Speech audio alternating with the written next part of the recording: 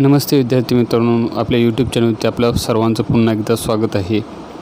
ह्यापूर्वीच्या व्हिडिओच्या माध्यमातून आपण वेगवेगळ्या जिल्हा परिषदांची जे कंत्राटी स्वरूपाची पदभरती होती त्याबद्दल माहिती पाहिलेली आहे।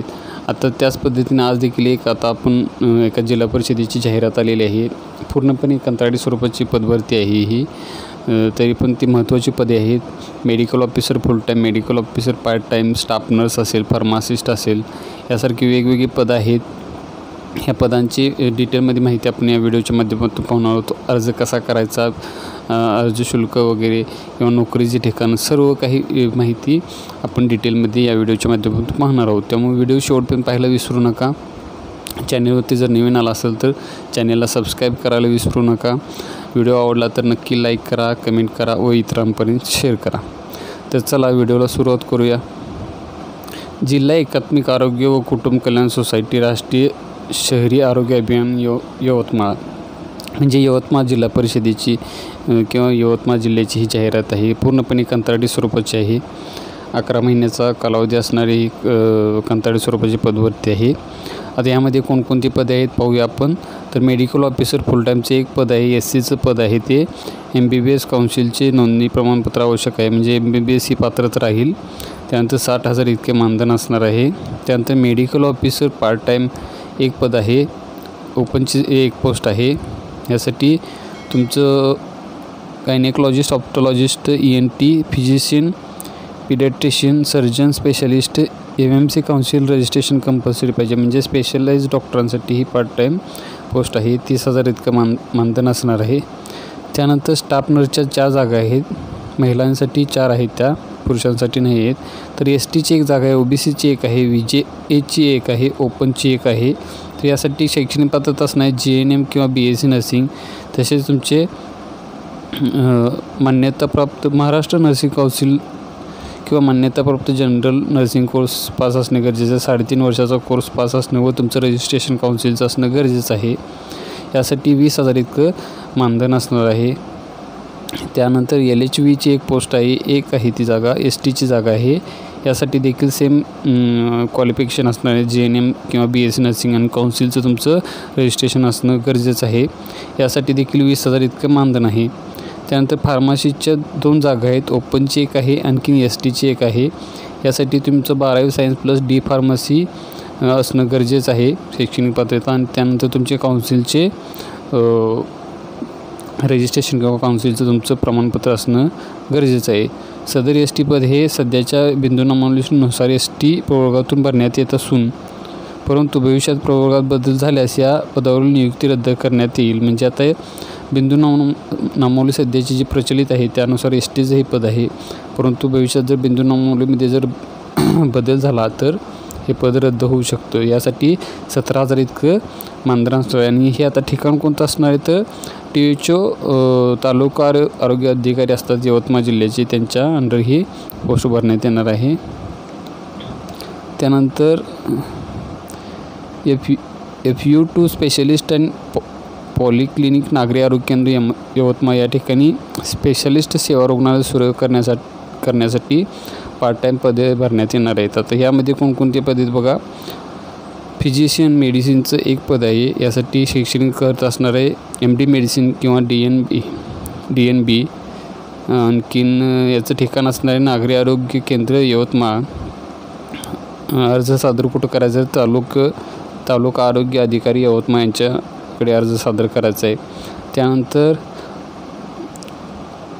गायनेकॉलॉजिस्ट अँड ऑब्स्टिशियनचं एक पद आहे, MD किंवा MS किंवा गायनेकॉलॉजिस्ट किंवा DGO किंवा DNB ही शैक्षणिक पात्रता असणार आहे।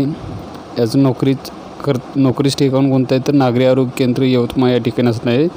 अर्ज कोणाकडे सादर करायचं, तालुका आरोग्य अधिकारी यवतमाळ जिल्हा। त्यानंतर पीडियाट्रिशियनचं एक पद आहे, त्यासाठी MD पीडियाट्रिशियन DCH किंवा DNB हे शैक्षणिक पात्रता असणार आहे। त्यानंतर नोकरीचं ठिकाण असणार आहे नागरी आरोग्य केंद्र यवतमाळ या ठिकाणी। तसेच अर्ज सादर करण्याचं ठिकाण असणार आहे तालुका आरोग्य अधिकारी यवतमाळ। आता ह्या तिन्ही पदांसाठी मानधन काय असणार आहे तर आठवड्यातून एक व्हिजिट असणार आहे, त्यासाठी 2000 फिक्स पे असणार आहे. तसेच 100 रुपये पर व्हिजिट चार्जेस असणार आहेत आणि मॅक्झिमम तुम्हाला 5000 रुपये व्हिजिटप्रमाणे भेटणार आहेत. त्यानंतर पुढची पोस्ट बघा, ऑप्थॉल्मॉलॉजिस्टची एक आहे. MS ऑप्थॉल्मॉलॉजिस्ट DOMS ही शैक्षणिक पात्रता आहे. सेम ठिकाण आहे नागरी आरोग्य केंद्र यवतमाळ या ठिकाणी आणि अर्ज सादर करायचा आहे तालुका आरोग्य अधिकारी यवतमाळ या ठिकाणी. त्यानंतर डर्मॅटॉलॉजिस्टचे एक पद आहे. यासाठी MS स्किन किंवा VD DVD DNB ही शैक्षणिक पात्रता आहे. नोकरीचे ठिकाण आहे नागरी आरोग्य केंद्र यवतमाळ तालुका. आणखीन अर्ज सादर करायचा तुम्हाला तालुका आरोग्य अधिकारी यवतमाळ यांच्या ठिकाणी. सायकॅट्रिकची एक पोस्ट आहे बघा, MD सायकॅट्री DPM किंवा DNB एक शैक्षणिक पात्रता आहे. नोकरीचे ठिकाण आहे नागरी आरोग्य केंद्र यवतमाळ. अर्ज सादर करायचा आहे तालुका आरोग्य अधिकारी यवतमाळ यांच्याकडे. त्यानंतर ENT स्पेशलिस्टची एक पोस्ट आहे. MS ENT DORL किंवा DNB ही शैक्षणिक पात्रता आहे. नोकरीचे ठिकाण आहे नागरी आरोग्य केंद्र यवतमाळ आणि अर्ज सादर करायचा आहे तालुका आरोग्य अधिकारी यवतमाळ यांच्याकडे. तर यासाठी सुद्धा देखील सेम मानधन असणार आहे. 2000 इतके प्रत्येक व्हिजिटला. त्यानंतर 100 रुपये पर पेशंटचे आणखी मॅक्झिमम तुम्हाला 5000 पर व्हिजिट तुम्हाला मानधन भेटणार आहे. आता खालील सूचना वाचा बघूया. तर वरील लिहिलेल्या जाहिरातीमध्ये वैद्यकीय अधिकारी मेडिकल ऑफिसर व ती विशेषतज्ञ पॉलिक्लिनिक स्पेशलिस्ट यांचे अर्ज 15/4/2025 ते 28/4/2025 पर्यंत तालुका आरोग्य अधिकारी कार्यालय यवतमाळ येथे अर्ज स्वीकारला जाईल. तसेच सदर पदांसाठी अधिसूचनेनुसार तक्ता अप्रमाणे मान्य मुख्य कार्यकारी अधिकारी जिल्हा परिषद यवतमाळ यांच्या अध्यक्षतेखाली संबंधित उमेदवारांची मुलाखत घेण्याबाबत दिनांक संकेतस्थळ प्रसिद्ध करण्यात येईल. यानुसार संबंधितांनी उपस्थित राहणे अनिवार्य आहे. म्हणजे आता तुम्ही जिल्हा परिषदेची वेबसाईट तुम्ही वारंवार पाहणे गरजेचं आहे. तुम्ही अर्ज केल्यानंतर त्यासंबंधी त्यांनी अर्ज करण्याची जी मुदत दिलेली आहे किंवा वेगवेगळ्या सूचना जे प्रसिद्ध करण्यात ते जिल्हा परिषदेच्या वेबसाईटवरतीच प्रसिद्ध करण्यात येणार आहे. त्यानंतर पुढची सूचना आहे विशेषतज्ञ वैद्यकीय अधिकारी MBBS हे पद थेट मुलाखतीतून घेऊन भरण्याकरिता खालील तक्ता अ मधील गुणांकन पद्धतीचा अवलंब करण्यात येईल. सदर तारखेमध्ये उमेदवार उपलब्ध न झाल्यास अथवा नव्याने पदे रिक्त झाल्यास सदर रिक्त पदांच्या अनुषंगाने सर्व रिक्त पदे भरेपर्यंत विशेषज्ञ व अतिविशेषज्ञ वैद्यकीय अधिकारी MBBS यांची थेट मुलाखत महिन्याच्या 2ऱ्या मंगळवार व 4थ्या मंगळवारी रोजी घेण्यात येईल. म्हणजे ही वैद्यकीय अधिकाऱ्यांची पदे हे भरून घेणार आहेत त्यांनी आणि त्याची जी भरून घेण्याची पद्धत आहे गुणांकन कशा पद्धतीने करणार हे या PDF त्यांनी डिटेलमध्ये माहिती दिलेली आहे. आपल्या डिस्क्रिप्शन बॉक्समध्ये या व्हिडिओच्या मी ती PDFची लिंक मी देत आहे तुम्हाला. ती तुम्ही डाउनलोड करून पाहू शकता. डिटेलमध्ये माहिती तुम्ही ती पाहायची आहे. ती पूर्णपणे माहिती पाहूनच मग तुम्ही अर्ज करा. पुढची सूचना बघा. तसेच इतर सर्व उर्वरित पदांकरिता जाहिरातीमध्ये नमूद करण्यात आलेली पदनिहाय उमेदवाराने संबंधित पदाचे अर्ज 15/4/2025 रोजीपासून ते दिनांक 28/4/2025 रोजीपर्यंत सायंकाळी 5:45 सुट्टीचे दिवस वगळून तालुका आरोग्य अधिकारी कार्यालय यवतमाळ येथे स्वीकारण्यात येईल. याची संबंधित उमेदवारांना नोंद घ्यावी. म्हणजे 15 ते 28 एप्रिल या दरम्यान हे अर्ज करायचे तुम्ही.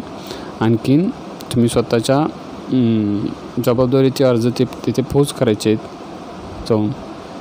पुढे पहा कोणकोणती कागदपत्र लागणार आहेत. तर तुम्ही सगळी कागदपत्रे साक्षांकित करून अर्जासोबत जोडायची आहे. अर्ज केलेल्या पदाकरिता नमूद शैक्षणिक पात्रताबाबत गुणपत्रिका, बोर्ड प्रमाणपत्र, पदवी प्रमाणपत्र, पदविका प्रमाणपत्रे, गुणपत्रिका, संपूर्ण वर्षांच्या शैक्षणिक अर्हते संबंधीची प्रमाणपत्रे, संगणक अर्हते संबंधीची प्रमाणपत्रे, जातीचे प्रमाणपत्र, शाळा सोडल्याचा दाखला किंवा जन्मतारखेचा दाखला, प्रमाणित केलेले अनुभव प्रमाणपत्र, संबंधित पदाचा अनुभव ग्राह्य धरण्यात येईल. वैद्यकीय अधिकारी, स्टाफ नर्स, LHV, फार्मासिस्ट पदाकरिता संबंधित परिषदेचे वैद्य नोंदणी प्रमाणपत्र जोडणे बंधनकारक राहील. पासपोर्ट आकार चा फोटो, नॉन क्रिमिनल प्रमाणपत्र. सदर अर्जासोबत आवश्यक ती कागदपत्रे जोडली नसल्यास उमेदवाराला कुठल्याही प्रकारचा आक्षेप घेता येणार नाही. म्हणजे तुम्ही सर्व प्रकारचे जे तुमचे डॉक्युमेंट्स आहेत ते जोडणे, सेल्फ अटेस्टेड किंवा ट्रू कॉपी वगैरे करून जोडणे गरजेचं आहे. सदर नियुक्ती पूर्णतः कंत्राटी स्वरूपाची असून दिनांक 29 जून 2025 पर्यंत राहील. पुढील आर्थिक वर्षात सदर कार्यक्रमाला पदास मंजुरी मिळाल्यास निवड झालेल्या उमेदवारास 11 महिने 29 दिवसाकरिता नेमणूक दिल्या जाईल. तसेच राष्ट्रीय आरोग्य अभियान अंतर्गत प्रकल्पाला पुढील वर्षाकरिता पदास मान्यता मिळाल्यास संबंधित कंत्राटी कर्मचारी व यांचे वार्षिक मूल्यांकनाच्या आधारे पुढील कालावधीकरिता पुनर्नियुक्ती देण्यात येईल. या सूचनेचा असा अर्थ आहे की 29 जूनपर्यंत म्हणजे ह्या NHM अंतर्गत जे कंत्राटी स्वरूपाचे कर्मचारी असतात त्यांचं 29 जूनपर्यंत त्यांना त्यांचं वर्ष पूर्ण होत असतं. त्यानंतर त्यांना त्यांच्या अधिकाऱ्यांच्याकडून परफॉर्मन्स घ्यायला लागतो, मूल्यांकन करावं लागतं आणि ते कार्यालयात सादर करूनच मग त्यांचं जर काम चांगलं असेल तरच त्यांना नेक्स्ट ऑर्डर मिळत असते. परंतु गेली 15-20 वर्ष झाले NHM अंतर्गत कंत्राटी स्वरूपाचे कर्मचारी आहेत. आणखीन ह्यांना ही ऑर्डर कंटिन्यू होत असते. तुमचे जर काम चांगले असेल तर तुम्हाला कंटिन्युएशन ऑर्डरची भेटत असतं. चांगल्या स्वरूपाची पदे आहेत, ती कंत्राटी जरी असली तरी सर्व शासकीय सोयी आहेत. म्हणजे पूर्ण जे परमनंटवाल्यांच्या ज्या सोयी त्या पद्धतीने नाहीत, परंतु 5% 10% त्यांना वेतनवाढ दरवर्षी असते. सॅलरी चांगली भेटत जाते, वेगवेगळे भत्ते वगैरे मिळत राहतात त्यांना. त्यामुळे तुम्ही अर्ज करायला काही हरकत नाही. पुढचा सूचना बघूया. अर्जदार हा संबंधित पदात शारीरिक व मानसिकदृष्ट्या सक्षम असावा. तसेच अर्जदाराविरोधात कोणताही फौजदारी गुन्हा दाखल झालेला नसावा. वरील तक्त्यातील सर्व पदांकरता निवड प्रक्रिया ही प्राप्त अर्जाच्या संख्येनुसार अर्जाची छाननी करून पात्र उमेदवारांच्या गुणवत्तेनुसार एका जागेसाठी 5 या पद्धतीने अवलंबन करून घेऊन गुणवत्तेनुसार निवड करण्यात येईल. तसेच पात्र उमेदवारांची यादी व इतर माहिती www.zpyavatmal.government.in या संकेतस्थळावर उपलब्ध करून देण्यात येईल व ही माहिती पाहण्यासाठी पूर्ण जबाबदारी संबंधित उमेदवाराची राहील. याबाबत कोणतेही आक्षेप विचारात घेतले जाणार नाही. प्रत्यक्ष कार्यालयात कोणीही संपर्क साधू नये. म्हणजे तुमचे जे आता तुम्ही जर अर्ज करणार त्यानंतर 1-5 या पद्धतीने वेटिंग लिस्ट किंवा मेरिट लिस्ट लागणार आहे. समजा एखाद्या संबंधित फार्मसीची 2 पदे आहेत तर त्यासाठी 10 कॅन्डिडेटची लिस्ट लागेल. मग त्यामध्ये तुमचे इंटरव्ह्यू वगैरे होईल किंवा त्यांनी स्किल टेस्ट वगैरे काय त्या पद्धतीने ज्या पद्धतीने त्यांनी इंटरव्ह्यू घेणार त्या पद्धतीने घेणार आणि त्याद्वारेच तुम्हाला सिलेक्शन तुमचं होणार आहे. त्यामुळे आणखीन ही माहिती पूर्णपणे तुमच्या जिल्हा परिषदेच्या वेबसाईटवरती ती वेटिंग लिस्ट वगैरे किंवा बाकीच्या सूचना आहेत ती वेळोवेळी ती प्रकाशित करत असतात. त्यामुळे तुम्ही ती पाहणे गरजेचं असतं. स्वतःची तुमची जबाबदारी आहे. त्यासाठी तुम्हाला वैयक्तिकरित्या मेसेज किंवा मेल किंवा फोन कार्यालयातून कोणीही करत नसतं. तुम्हीच त्या वेबसाईटवरती जाऊन चेक करत राहणे गरजेचं आहे. तसेच कार्यालयात जाऊन भेटणं किंवा त्यांना वारंवार फोन करणं ह्याची काही गरज नाही असे त्यांनी इथं सांगितलेलं आहे. थेट मुलाखतीकरिता गुणांकन पद्धती तक्ता म्हणजे जे मेडिकल ऑफिसर वगैरे आहे त्यांच्यासाठी हे तक्ता आहे. म्हणजे कशा पद्धतीने सब्जेक्ट नॉलेज तुमचं किती असतील 10 मार्क्स असतील. रिसर्च अँड अकॅडमिक नॉलेज यासाठी 10 मार्क असतील. लिडरशिप क्वालिटी यासाठी 10 मार्क असतील. ॲडमिनिस्ट्रेटिव्ह ॲबिलिटी यासाठी 10 मार्क असतील. एक्सपिरियन्ससाठी टोटल 10 मार्क आहे. टोटल एक्सपिरियन्स 10 मार्काचा मॅक्झिमम असेल. For government and semi government experience 2 marks for 1 year. जर तुमचा गव्हर्मेंट किंवा सेमी गव्हर्मेंटमध्ये एक्सपिरियन्स असेल तर एका वर्षासाठी 2 मार्क्स असतील आणि खाजगीमध्ये जर तुमचा एक्सपिरियन्स असेल तर तो कमी धरतील. या पद्धतीने असेल. म्हणजे तुम्हाला 50% याप्रमाणे पोर्शन असेल तुमच्या मार्क्सचा. तुम्हाला जर पदवीला 60% गुण प्राप्त झाले असेल तर त्याचं 50% डिवायडेशन म्हणजे 30 गुण अशा पद्धतीने पकडले जाणार आहे. तिथे यांनी त्याची म्हणजे कशा पद्धतीनं तुमचं व्हॅल्युएशन होणार आहे मार्क्सचं. तुमचं मेरिट कशा पद्धतीने लागणार आहे 100 मार्काचे जे असणार आहे मेरिट ते दिलेलं आहे इथे त्यांनी. तुमचं जर शैक्षणिक पात्र जास्तीत जास्त शैक्षणिक पात्र जर जास्त असेल तर त्यांना जास्त मार्क भेटणार आहेत. त्यानंतर तुमचे अनुभव जो असेल त्यासाठी देखील 30 गुण आहेत. प्रत्येक वर्षासाठी 6 गुण देण्यात येणार आहेत. असे एकूण 30 गुण असणार आहेत जास्तीत जास्त. मग ह्यामध्ये सुद्धा शासकीयमध्ये जर तुमचा अनुभव जास्त असेल तर तुम्हाला जास्त मार्क भेटतील. अशा पद्धतीने मेरिट लिस्ट ते लावणार आहेत. बाकीच्या सूचना तुम्ही वाचून घ्या. कशा पद्धतीने अर्ज करायचा आहे, फोटो वगैरे कसं जोडायचं आहे ती तुम्ही डिटेलमध्ये वाचून घेऊ शकता. महत्त्वाच्या सूचना फक्त आपण बघूया. तुमचं लहान कुटुंबाचं प्रमाणपत्र तुम्हाला जोडायचं आहे. तसेच की म्हणजे आता सेवानिवृत्त उमेदवार जे असतील त्यांनासुद्धा अर्ज करण्याची मुभा आहे.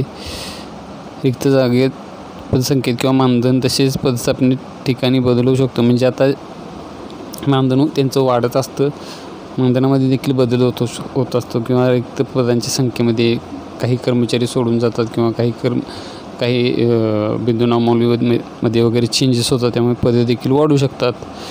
एकत्रित मानधनाशिवाय इतर कोणत्याही प्रकारचं तुम्हाला भत्ते वगैरे मिळणार नाहीत. फक्त जे एकत्रित मानधन तुम्हाला ठरलेलं आहे ते बाकी तुम्हाला रजा वगैरे ज्या आहेत त्या तुमच्या राष्ट्रीय ग्रामीण आरोग्य अभियानात ज्या नियम आहेत त्यामध्ये तरतूद ज्या पद्धतीने केली त्या पद्धतीने रजा तुम्हाला असणार आहेत. बाकी भरतीचे जे अधिकार आहेत ते पूर्णपणे CU जे जिल्हा परिषदेचे त्यांच्याकडेच असेल. मागासवर्गीय उमेदवारांना 100 रुपये असणार आहेत. आणखीन खुल्या उमेदवारांना 150 रुपये इतके असणार आहेत. आणि ते DD काढायचं तुम्ही तालुका हेल्थ ऑफिसर यवतमाळ यांच्या नावे काढायचा आहे आणि तो DD अर्जासोबत तुम्हाला द्यायचा आहे. बाकी मग अर्ज कसा आहे तो अर्ज देखील त्यासोबत त्यांनी दिलेला आहे. तो अर्ज व्यवस्थित वाचा, सूचना सर्व व्यवस्थित वाचा तुम्ही आणि त्या पद्धतीने तुम्ही माहिती भरायची आहे. पूर्णपणे अर्जाचं वाचन करा, अवलोकन करा आणि मग त्या पद्धतीने तुम्ही अर्ज भरून त्या पोस्टसाठी अप्लाय करू शकता. कंत्राटी स्वरूपाची पदभरती आहे तरी देखील आता बऱ्यापैकी गव्हर्मेंटनं सर्व विभागामध्ये कंत्राटी स्वरूपाची पदभरती सुरू केलेली आहे. त्यामुळे शासकीय नोकरी आहे, चांगलं वेतन असतं, वेतनवाढ त्यामध्ये असते. बाकीचं आणखीन वेतनवाढ होत असते दरवर्षी, त्यामुळे फरक वगैरे मिळत राहतो किंवा बाकीच्या फॅसिलिटी वगैरे मिळत राहतात. परमनंटच्या लोकांच्या एवढ्या नाहीत, परंतु बऱ्यापैकी चांगलं वेतन भेटतं, अनुभव मिळतो शासकीयमध्ये आपल्याला. त्यामुळे पुढे समजा तुम्ही नोकरीला लागताना ह्या अनुभवाचा तुम्हाला फायदा होऊ शकतो. त्यामुळे कंत्राटी स्वरूपाचे जरी असतील तरी देखील तुम्ही अर्ज करू शकता. बाकी तुम्हाला जर व्हिडिओ आवडला असेल तर व्हिडिओला लाईक करा, चॅनेलला सबस्क्राईब करा. तुमच्या काय सजेशन असतील तर कमेंट करा व व्हिडिओ इतर मित्रमैत्रिणींपर्यंत जर शेअर केला तरी देखील चालेल. धन्यवाद.